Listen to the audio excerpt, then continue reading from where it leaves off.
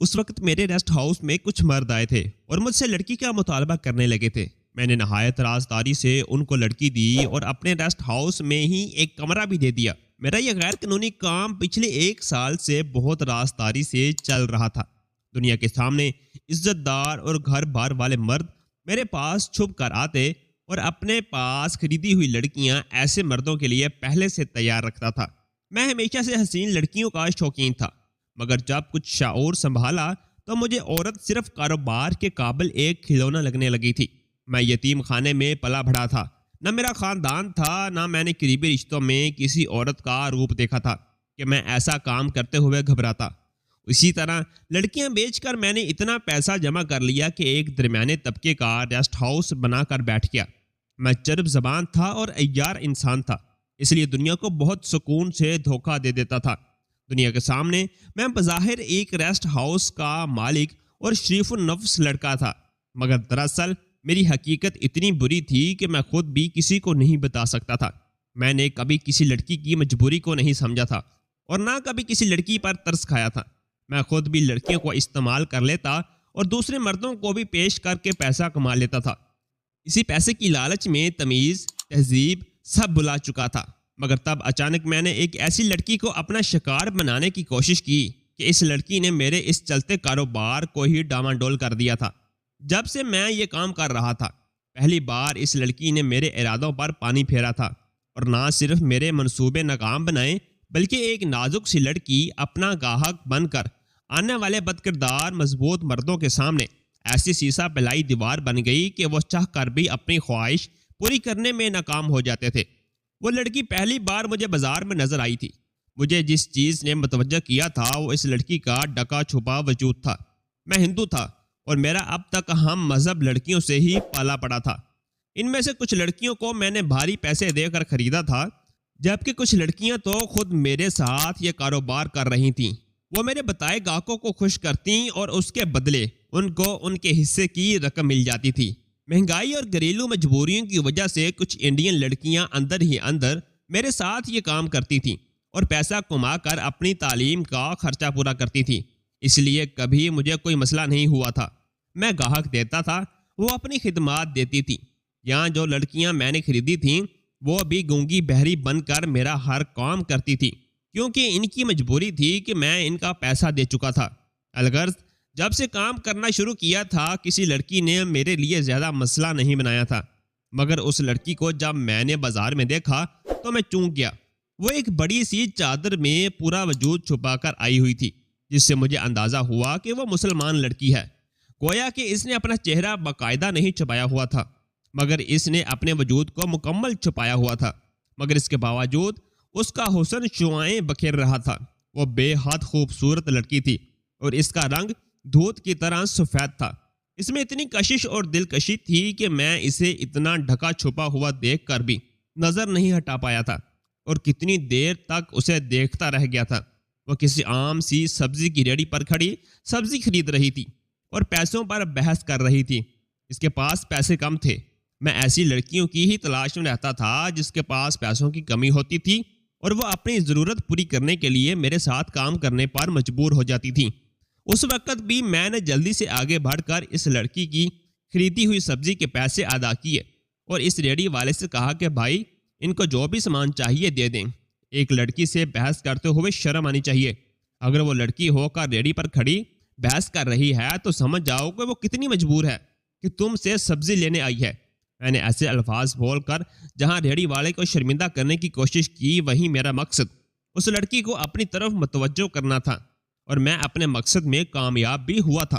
میرے الفاظ پر وہ لڑکی چونک کر مجھے دیکھنے لگی اور پھر کچھ شرمندہ سی نظر جھکا کر آہستہ سے شکریہ بولی اور ہاتھ میں دبے پیسے ریڑھی والے کے سامنے رکھ کر وہاں سے جانے لگی۔ وہ خوددار لڑکی لگ رہی تھی، اس لیے مفت سبزی لے جانا گوارا نہیں کیا تھا اس نے۔ ریڑھی والا تو ڈبل رقم لے کر خوش ہو گیا، جبکہ میں تو اس لڑکی کو دیکھ دیکھ کر خوش ہو رہا تھا۔ میرے دماغ میں پہلا یہ خیال آ رہا تھا کہ اگر اتنی چھپی ہوئی سی بھی میری نظروں کا مرکز بنی ہوئی ہے تو اسے جب میں اپنے کاروبار میں پیش کروں گا تو منہ مانگی قیمت ملنے کے چانس تھے۔ میری نظر آج کل عربی شیخوں پر تھی جن کو خوش کر کے میں لاکھوں کمانا چاہتا تھا۔ وہ لڑکی کسی بھی امیر شخص کو گھٹنے ٹیکنے پر مجبور کر دیتی۔ وہ ہاتھ آ جاتی تو میرا کاروبار دنوں میں ہی بڑے پیمانے پر پھیل جاتا۔ میں یہ سوچ کر تیزی سے اس لڑکی کے پیچھے بھاگا اور اسے پکار کر روکا۔ وہ رک کر سوالیہ نظروں سے مجھے دیکھنے لگی۔ کچھ دیر پہلے اس کے چہرے پر میرے لیے کچھ تشکر اور کچھ شرمندگی کے تاثرات تھے، مگر اب صرف سنجیدگی تھی۔ لیکن میں بھی ایک گاہک شکاری تھا اور میں بخوبی جانتا تھا کہ کیسے کسی لڑکی کی مجبوری سے فائدہ اٹھانا ہے۔ اس لیے میں نے نرمی سے سوال کیا کہ سبزی والا آپ کے جاتے ہی پیچھے الٹی سیدھی باتیں کر رہا تھا، اس لیے بہتر ہے آپ آئندہ گھر کے کسی مرد کو بھیجیں۔ اچھی بات نہیں ہے کہ یوں مرد آپ کے بارے میں باتیں کرے۔ میری بات پر اس لڑکی کا چہرہ یکدم تاریک پڑ گیا تھا۔ میں اس کے دماغ کے ساتھ کھیلنا چاہ رہا تھا، اور دوسرا میرا مقصد یہ بھی تھا کہ جان سکوں اس لڑکی کے گھر میں کتنے مرد ہیں یا وہ کہاں رہتی ہے۔ میری بات کے جواب میں وہ لڑکی کچھ دیر تو خاموش رہی تھی، پھر آہستہ سے بولی کہ میرے باپ کی وفات ہو چکی ہے، بھائی کوئی ہے نہیں۔ اگر وہ مرد کوئی بات کر رہا تھا تو یہ اس کا کردار ہے۔ میں نے کوئی چوری نہیں کی، نہ کچھ غلط کام کیا ہے، اس لیے پریشانی کی کوئی بات نہیں۔ وہ لڑکی اتنا بول کر پھر سے آگے قدم بڑھا چکی تھی، جبکہ میں ہکا بکا سا اس لڑکی کو دیکھ رہا تھا۔ وہ چھوٹی سی لڑکی بہت مضبوط لگ رہی تھی۔ مجھے یکدم احساس ہوا کہ وہ اتنا آسان شکار بھی نہیں تھی، مگر وہ لڑکی جتنی بھی بہادر تھی یہ تو ایک کمزور بیوقوف لڑکی ہی۔ اس لیے وہ انجانے میں مجھے اپنا یہ راز دے بیٹھی کہ وہ اکیلی ہے، ان کے گھر کوئی مرد نہیں۔ اس کا جواب میرا پسندیدہ تھا۔ مرد چاہے غریب بھی ہو تو مسئلہ کھڑا کر سکتا تھا، اور مسلمان عزت کے معاملے میں کتنے سخت ہوتے ہیں مجھے اندازہ تھا۔ میں نے اس لڑکی کو اس کے گھر پہنچانے کی بات کی، مگر وہ انکار کر گئی اور بولی کہ میں خود چلی جاؤں گی۔ وہ تیز قدموں سے آگے بڑھ گئی اور میں بھی کچھ فاصلے پر اس کے پیچھے چلتا رہا تھا۔ وہ ایک درمیانے طبقے کی لڑکی تھی۔ جس گھر میں وہ داخل ہوئی وہ بہت اچھا گھر تھا۔ میں نے گھر دیکھ کر قدم واپس موڑ لیے، مگر وہ لڑکی میرے حواسوں پر سوار ہو چکی تھی، اور میں نے ٹھان لی تھی کہ اس لڑکی کو اپنی کامیابی تک لے جانے والا مہرہ ضرور بنانا ہے۔ میں نے چند دنوں میں ہی اس لڑکی کے گھر کے افراد کا پورا بایو ڈیٹا نکلوا لیا تھا۔ اس لڑکی کے علاوہ گھر میں 2 اور لڑکیاں بھی تھیں، جو کہ یقیناً اس کی چھوٹی بہنیں تھیں۔ وہ دونوں لڑکیاں بھی بڑی سی چادر اوڑھے اسکول جاتی تھیں، مگر وہ اس لڑکی جیسی حسین نہیں تھی۔ میں اس لڑکی کے گھر سے نکلنے کا انتظار کرنے لگا۔ پھر ایک دن وہ لڑکی گھر سے نکلتی ہوئی نظر آئی تو بہت حواس باختہ سی تھی۔ میں نے موقع سے فائدہ اٹھا کر اس کے سامنے جاتے ہوئے حیرت کا مظاہرہ کیا اور ایسا ظاہر کیا جیسے ہم بائی چانس ملے ہوں، لیکن اس لڑکی کو میرے ڈراموں سے کوئی لینا دینا نہیں تھا۔ وہ پریشانی سے بولی کہ معاف کیجیے گا، میں جلدی میں ہوں، مجھے آٹو لانا ہے کیونکہ میری اماں کی طبیعت بہت خراب ہو گئی ہے اور انہیں ابھی ہسپتال لے جانا ضروری ہے۔ میں نے اس لڑکی سے کہا کہ آپ پریشان مت ہوں، میرے پاس گاڑی ہے، میں لے جاتا ہوں۔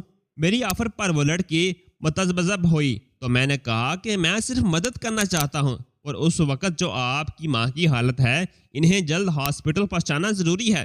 وہ لڑکی بھی مان گئی، اور یوں میں ایک بار پھر اس پر احسان کر کے اس لڑکی کا دل جیت گیا۔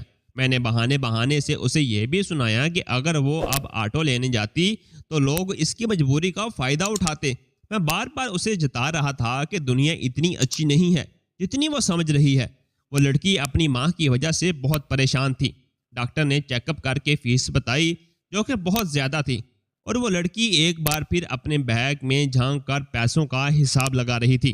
میں نے پیسے نکال کر فیس ادا کر دی۔ وہ لڑکی میری مہربانیوں سے بہت تنگ آنے لگی تھی۔ فیس کی ادائیگی کے بعد وہ سنجیدگی سے مجھ سے بولی کہ میں یہ رقم آپ کو کچھ دن تک دے دوں گی، برائے مہربانی مزید مجھ پر کوئی احسان نہیں کیجیے گا۔ اس لڑکی کی ایک انجان شخص کا اپنے معاملات میں دخل دینا ناگزار گزرا تھا۔ مجھے حیرت ہوئی تھی کہ اگر اس کی جگہ کوئی اور لڑکی ہوتی تو شکریہ کہتے کہتے نہ ٹھکتی، مگر وہ مجھے حد بتا رہی تھی اور احسان کرنے سے روک رہی تھی۔ میں نے سوچا کہ شاید وہ دنیا کی چالاکیوں سے اتنی بھی انجان نہیں ہے۔ میں نے اس لڑکی کے منع کرنے پر اسے سمجھایا کہ اسے اگر کسی کا احسان نہیں چاہیے تو وہ کوئی کام کر لے تاکہ اس کے گھر والوں پر دوبارہ کوئی تنگی نہ آئے۔ میں اسے نوکری پر اکسا رہا تھا۔ وہ لڑکی سوچ میں مبتلا ہوگی۔ میں نے لوہا گرم دیکھ کر مزید کہا کہ اگر آپ کو نوکری کرنی چاہیے تو میرے پاس ایک کام ہے۔ وہ لڑکی چونک گئی اور پھر ٹالتے ہوئے بولی کہ ابھی تو میں اپنی والدہ کی صحت یابی چاہتی ہوں۔ پھر سوچوں گی کہ کیا کرنا ہے۔ وہ ٹال رہی تھی مگر میں یہ دیکھ چکا تھا کہ وہ میری بات سوچنے لگی ہے۔ میں نے اسے اپنا کارڈ دیا اور اپنا کام کر کے چلا گیا۔ وہ لڑکی اپنی ماں کی طبیعت ٹھیک ہونے پر گھر چلی گئی۔ میں انتظار کرتا رہا مگر ہفتہ گزر گیا، اس لڑکی نے فون نہیں کیا۔ میں زچ ہونے لگا تھا۔ وہ لڑکی اتنی مشکل سے ہاتھ آ رہی تھی۔ اب میں یہ تو سمجھ چکا تھا کہ وہ میرے کاروبار میں کبھی شامل نہیں ہوگی، مگر اب میں زبردستی کرنے کو بھی تیار تھا۔ جب ہفتہ گزر جانے کے بعد بھی وہ ہاتھ نہ آئی تو میں اس کے گھر پہنچ گیا۔ مجھے دیکھ کر وہ ٹھٹک گئی۔ میں نے کہا کہ میں گزر رہا تھا تو سوچا اس کی والدہ کی طبیعت پوچھتا جاؤں۔ وہ سنجیدگی سے بولی کہ میری والدہ اس وقت دعا لے کر سو رہی ہے۔ وہ مجھے اپنے گھر میں داخل نہیں کرنا چاہ رہی تھی۔ وہ مسلمان لڑکی تھی، ان کے ہاں نامحرم مرد کو گھر میں ایسے گھسنے نہیں دیتے تھے۔ میں نے کہا کہ ٹھیک ہے، میں ویسے بھی اپنے کام کے لیے جا رہا تھا، میں نے کہا اور واپس پلٹا۔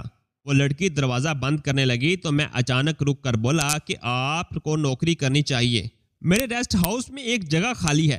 میرے سوال پر وہ کچھ سوچ کر بولی کہ کام کیا ہے؟ میں نے جلدی سے کہا کہ روزانہ شام کو اپنی نگرانی میں کمروں کی صفائی کروانا، دروازے لاک کروانے ہیں، بس اتنا کام ہے۔ وہ لڑکی حیران ہوئی تو میں نے وضاحت دی کہ میں اس کام کے لیے جو بھی لڑکی رکھتا ہوں وہ لاپرواہی کرتی ہیں یا کمروں میں چوریاں ہونے لگتی ہیں، اس لیے مجھے ایماندار لڑکی کی ضرورت ہے۔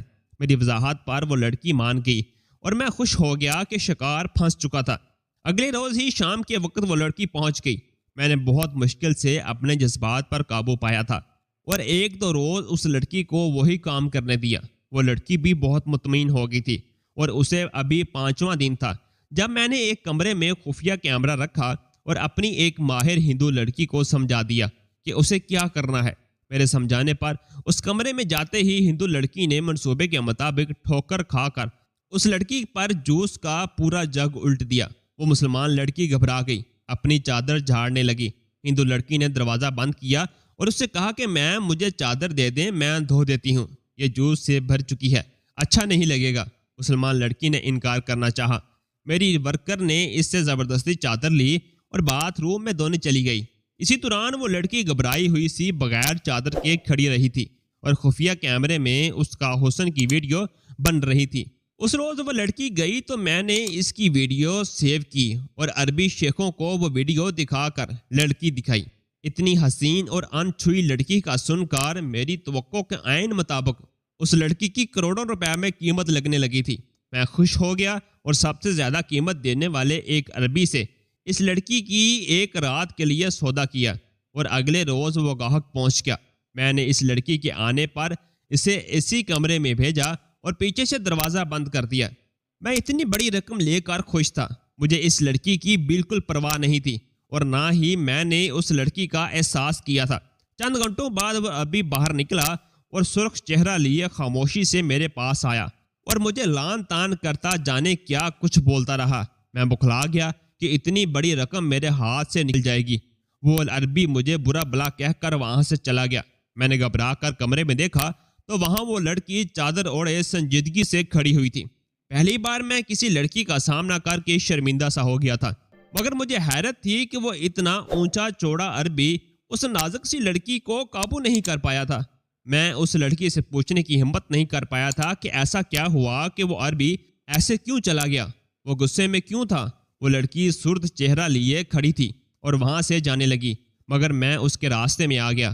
وہ لڑکی جان چکی تھی کہ میں کیا کاروبار کرتا ہوں اور اب اسے جانے نہیں دے سکتا تھا۔ وہ عربی اگر اسے ناپسند کر گیا تھا تو میں مزید گاہک ڈھونڈ لیتا۔ وہ لڑکی راستہ روک جانے پر ترش لہجے میں بولی کہ میرے راستے سے ہٹ جاؤ، میں تم جیسے شیطان کے ساتھ کام نہیں کر سکتی۔ میں تب تک سنبھل چکا تھا۔ شرمندگی کا جو پہلا جھٹکا تھا میں اس سے نکل چکا تھا۔ میں نے اس لڑکی سے کہا کہ اب تم نہیں جا سکتی، تم جان چکی ہو کہ میرا کاروبار کیا ہے، تو بحث کرنے یا رونے دھونے کا کوئی فائدہ نہیں ہے۔ وہ لڑکی میری بات پر بالکل چپ سی ہو گئی تھی، اس کے چہرے پر غم کے آثار نمایاں تھے، مگر مجھے حیرت ہوئی تھی کہ وہ لڑکی خوفزدہ بالکل نہیں ہوئی تھی۔ وہ بولی کہ میرا راستہ مت روکو، میرے گھر والے میرا انتظار کر رہے ہیں۔ میں نے اس لڑکی سے کہا کہ فکر مت کرو، میرے ساتھ جو لڑکیاں کام کرتی ہیں ان کے گھر والوں کو میں ماہانہ خرچ بیچتا ہوں، تمہارے گھر والوں کو بھی رقم ملتی رہے گی، اب تم یہاں سے نہیں جا سکتی۔ میں نے سنجیدگی سے اس لڑکی کو کہا اور کمرہ بند کر کے چلا گیا۔ میں حیران تھا کہ اس لڑکی نے چیخنا چلانا نہیں کیا اور نہ ہی مجھے بار بار آزاد کرنے کی درخواست کی تھی۔ میں پرسکون ہو گیا کہ وہ لڑکی زیادہ مسئلہ نہیں کر رہی اور میری سوچ سے زیادہ بزدل لڑکی نکلی تھی۔ میں نے دوسرا گاہک ڈھونڈا اور چند دنوں بعد دوسرے گاہک کو اس کے کمرے میں پہنچا دیا گیا تھا۔ وہ گاہک بھی چند گھنٹے کمرے میں رہا مگر وہ بھی ایسے ہی خالی ہاتھ نکلا اور مجھے عربی میں غصے سے لعنت ملامت کرنے لگا اور اپنی رقم بھی واپس چھین لی۔ میں بوکھلا گیا کہ آخر کیا ہو رہا تھا۔ وہ ایک چھوٹی سی بزدل لڑکی کسی کے ہاتھ کیوں نہیں آ رہی تھی؟ نہ اس کے کمرے میں چیخنے چلانے کی آوازیں تھیں اور نہ وہ لڑتی جھگڑتی تھی، لیکن وہ نہ جانے کیسے مردوں کو خود سے دور رکھتی تھی۔ میں عربی گاہک ڈھونڈ رہا تھا، اس لیے میں بھی سمجھ نہیں پا رہا تھا کہ وہ مرد مجھے کیا بول کر جاتے تھے۔ میں گھبراہٹ کا شکار ہو رہا تھا۔ جب کمرے میں جاتا تو وہ لڑکی سکون سے ایک طرف بیٹھی ہوئی تھی، نہ وہ گھبرائی ہوئی تھی اور نہ روتی ہوئی ملتی تھی۔ ہر بار سامنا ہونے پر صرف ایک جملہ بولتی تھی کہ مجھے جانے دو، تم اچھا نہیں کر رہے، میرے گھر والے میرا انتظار کر رہے ہیں۔ میری سنگ دلی پر وہ مجھے ہر بار باور کرواتی تھی کہ میں تمہارا یہ کاروبار کبھی نہیں چلنے دوں گی، مگر میں نے ہمت نہیں ہاری تھی۔ میں اس کے گاہک ڈھونڈتا رہا اور اگلی بار میں پہلے ہی بتا دیتا کہ لڑکی انچھوئی ہے اور اسے کبھی کسی مرد نے نہیں چھوا۔ وہ ڈکے چھپے الفاظ میں بتا دیتا تھا کہ لڑکی کے ساتھ زبردستی کرنی پڑے گی۔ وہ مرد اس بات سے لطف اندوز ہوتے تھے اور خوش ہو کر آتے تھے، مگر یہاں آ کر وہ مرد جانے کیوں ہار مان جاتے تھے۔ انگلش میں ہم سودا طے کرتے تھے، مگر جب مجھ پر غصہ کرتے تو خالص عربی میں لان ملامت کرتے تھے۔ میں الجھ کر رہ گیا تھا۔ وہ لڑکی مجھے بلندیوں تک لے جا سکتی تھی۔ مجھے لگا تھا کہ اس کی وجہ سے میرے کئی عربی مردوں سے تعلقات اچھے ہو جائیں گے، مگر وہ لڑکی میرے تعلقات خراب کرتی جا رہی تھی۔ جو ایک بار اس لڑکی کے پاس جاتا تھا وہ مجھ سے رابطہ ہی ختم کر دیتا تھا۔ اس لڑکی کی وجہ سے میری توجہ باقی لڑکیوں سے ہٹ گئی تھی۔ میں نے کچھ دن اس لڑکی کو ریسٹ دیا اور باقی لڑکیوں کو بیچ کر پیسہ جمع کرنے لگا۔ میں نے ایک دو بار اس معاملے پر اس لڑکی سے بات کرنے کی بھی کوشش کی تھی، مگر وہ مجھے اتنی سرد نظروں سے گھورتی تھی کہ مجھ جیسا عیار انسان بھی چپ ہو کر رہ جاتا تھا۔ لیکن میں نے ہار نہیں مانی تھی۔ میں پھر بھی عربی شیخوں کو بلا لیتا اور لڑکی کا سودا کرتا تھا۔